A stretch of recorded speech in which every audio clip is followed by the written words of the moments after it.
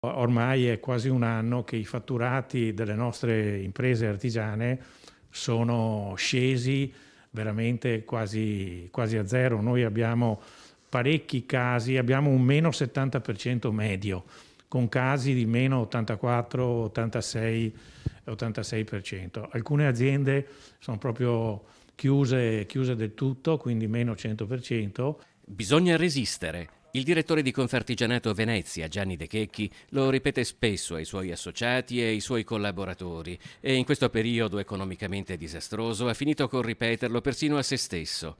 Da tempo nella sede di San Lio si incrociano storie di imprenditori sempre più sull'orlo del fallimento.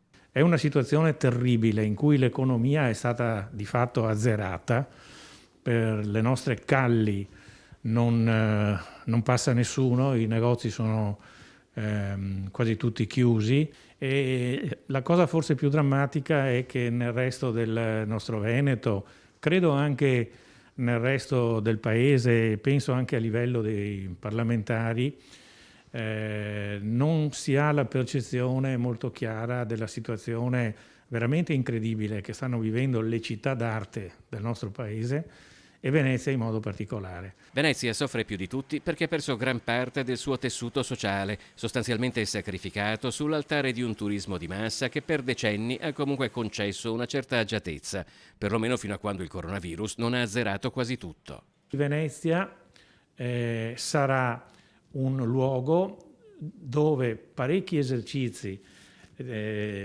saranno chiusi e potranno essere riaperti esercizi e attività di maggiore qualità, quello che tutti noi vogliamo, per chiamare un turismo di maggior qualità.